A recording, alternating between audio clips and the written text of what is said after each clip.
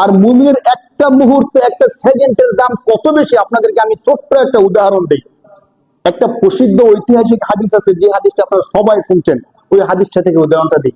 হাদিসের মধ্যে আসছে, কোন ব্যক্তি যদি অন্তর থেকে, হৃদয় দিয়ে একবার বলে সুবহানাল্লাহ, কি বলে বলেন, আল্লাহ তাআলা জান্নাতের মধ্যে তার জন্য এত চমৎকার বিশাল আকৃতির একটা গাছ তৈরি করে দেন, যেই গাছের ছায়া শক্তিশালী একটা ঘোড়া 500 বছর দৌড় হলে শেষ করা যাবে না। সুবহানাল্লাহ। এই কথাটা কখন বলছিল? হযরত আবু হুরায়রা রাদিয়াল্লাহু তাআলা আনহু ছোট্ট একটা গাছের চারা লাগাইতেছিলেন। আল্লাহ রাসূল গেলেন, দেখেন আবু হুরায়রা রাদিয়াল্লাহু তাআলা আনহু একটা গাছের চারা রোপণ করতেছে। আল্লাহ রাসূল জিজ্ঞেস করলেন, কি করতেছো? আল্লাহ রাসূল, আমি একটা ফলের গাছ, ওই গাছের চারা রোপণ করতেছি। তো তুমি এই গাছের চারাটা রোপণ করতেছো, যত্ন করবা, মাস কি মাস বড় হবে, বছরের পর বছর যাওয়ার পরে ফল দিবে, ফল ধরবে, ফল পাকবে, এরপরে তুমি খাইবা না? কয় জি। তো আমি কি তোমাকে এর থেকে উত্তম কোন একটা আমল বলবো? হুজুর বলেন। তো তুমি শুধু একবার বলো সুবহানাল্লাহ, আল্লাহ তাআলা জান্নাতে তোমার জন্য এমন একটা গাছ তৈরি করে দিবেন, বলার সাথে সাথে যেই গাছের ছায়া দ্রুতগামী 500 বছরের একটা ওট 500 বছর দৌড় হলো শেষ করতে পারবে না। সুবহানাল্লাহ। এখন একটা, এই হাদিসটা বললাম, এখন একটা হিসাব মিলান। একবার সুবহানাল্লাহ বলতে কয় মিনিট সময় লাগে? মিনিট লাগে? মিনিট লাগে না, সেকেন্ড, কয়েক সেকেন্ড সময় লাগে। এখন দেখেন, যদি মুমিনের সময়টার মূল্য কি, মুমিন যদি একবার সুবহানাল্লাহ সুন্দর করে বলি, যদি 3 সেকেন্ড সময় লাগে ধরে নেন, সুবহানাল্লাহ 3 অথবা 5 সেকেন্ড সময় ধরেন, সুন্দর করে শুদ্ধভাবে বললাম মহব্বতের সাথে, যদি 5 সেকেন্ড সময় লাগে, তাহলে এই 5 সেকেন্ড সময় দিয়ে একটা কাজ করলে, আমরা যদি 1 মাস কোন গার্মেন্টসে কাজ করি, তার বেতন যদি 1 লক্ষ টাকা হয়, আমরা যদি শুনি অমুক গার্মেন্টসে কাজ করে মাসে 1 লাখ টাকা বেতন পায়, আমাদের চোখ কপালে উঠে যায়। 1 লাখ টাকা বেতন পায় গার্মেন্টস এর মধ্যে, এটা একটু বড় বিষয় না? স্বাভাবিকভাবে অন্যান্য সেক্টরে অনেক বেশি বেতন আছে, 1 লাখ টাকা শুনলে আমাদের অনেক বেশি মনে হয়ে যায়। কিন্তু আপনি একটু চিন্তা করেন, 30 দিন তার চিন্তা, চেতনা, শ্রম সবকিছু এখানে দিছে, এরপরে 1 লক্ষ টাকা পাইছে।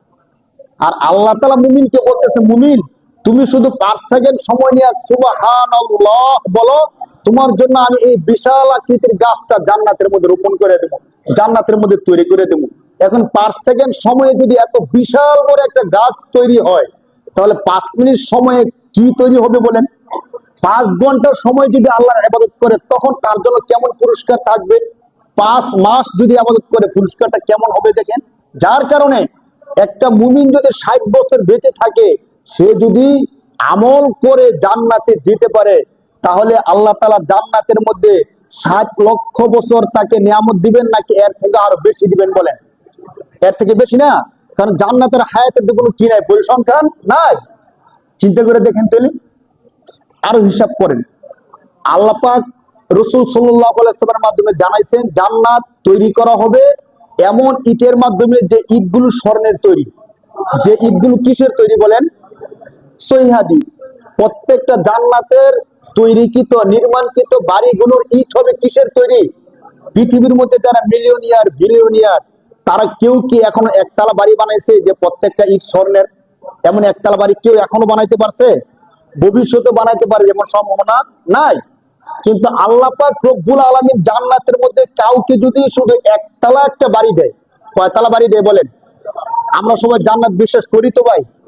করি না? অবশ্যই করি।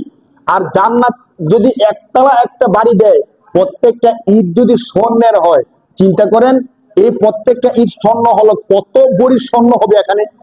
এত বড়ি স্বর্ণ অর্জন করতে হলে আমাদের কয়টা লাইফ দরকার হবে? যদি কারো দৈনিক ইনকাম 500 টাকা হয়, মাসে ইনকাম হয় 15,000, এই 15,000 করে বর্তমানে 2,50,000+ স্বর্ণের বড়ি, কত জীবন টাকা পয়সা ইনকাম করলে আপনি একটা স্বর্ণের বাড়ি বানাইতে পারবেন বলেন? কত জীবন! 60 বছরে তো একটা স্বর্ণ ইট কিনতে কিনতে চলে যাবে। একটা স্বর্ণ ইট দিয়ে কি একটা ঘর তৈরি হয়? হয় না তো ভাই।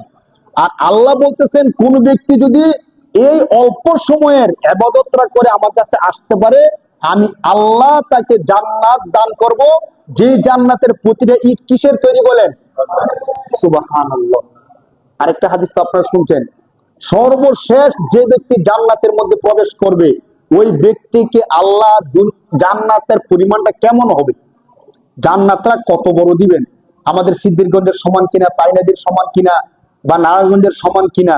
হাদিসের মধ্যে আসছে যে প্রথম জান্নাতে যাবে সে না, সর্বশেষ দুর্বল ইমানের অধিকারী যাকে আল্লাহ তাআলা জান্নাতে দিবেন, তারপরে আর কেউ জান্নাতে যাবে না, ওই ব্যক্তিকে আল্লাহ তাআলা 10 দুনিয়ার সমান জান্নাত দিবে। বলেন সুবহানাল্লাহ। কয় দুনিয়ার সমান জান্নাত দিবে বলেন? যদি সময় থাকতো এই হাদিসের বিস্তারিত ব্যাখ্যাটা করতাম, হয়তো কোনো এক সময় সংক্ষিপ্ত করছিলাম। এখন শুনলে মনে হবে যে এক দুনিয়া জান্নাত দিলে তো যথেষ্ট না, এক দুনিয়া তো কত বিশাল বড়। আমরা এখানে যারা আছি অনেকে এমন আছে যে বাংলাদেশটা এখনো ঘুরে দেখে শেষ করতে পারি না, ঠিক না বলেন? আমাদের ছোট্ট একটা বাংলাদেশ মানচিত্রের মধ্যে নামটা জায়গা হয় না পুরোপুরি। বাংলাদেশটা লিখতে গিয়া আরেক দেশের মধ্যে পড়ে, দেখছেন কিনা কেউ মানচিত্র যদি খেয়াল করে দেখেন? মানে আমাদের দেশটা এত ছোট যে মানচিত্রের মধ্যে আমাদের দেশের নামটা লেখার কি হয় না, পুরোপুরি জায়গা হয় না। এই দেশটা এখনো পর্যন্ত আমরা সবাই ঘুরে দেখে শেষ করতে পারছি? বলেন, সবাইকে দেখে শেষ করতে পারছি না। কোন কোন জেলা, কোন কোন থানা এখনো বাকি আছে, ঘুরে দেখতে পারি নাই। এই ছোট্ট একটা দেশ পৃথিবীর মধ্যে, আর এই পৃথিবীটা কত বড় তাইলে? যদি আল্লাহ পাক রব্বুল আলামিন 10 দুনিয়ার সমান জান্নাত দেন, জান্নাতটা কত বড় হবে বলেন সুবহানাল্লাহ। কথাগুলো কি সত্য নাকি মিথ্যা? হাদিস তো প্রমাণ করে কথাগুলো সত্য। তাহলে আমরা যদি ওই যে শুরুতে বলছিলাম, আমি যদি বলি আমি মুসলমান, তাহলে আমি আত্মসমর্পণ করছি কার কাছে বলেন? আল্লাহর কাছে আত্মসমর্পণ করছি। আত্মসমর্পণ করার পরে এখন আমাকে মানতে হবে কার কথা বলেন?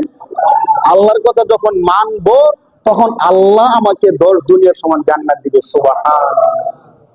কেন আমি এত কিছু মানবো?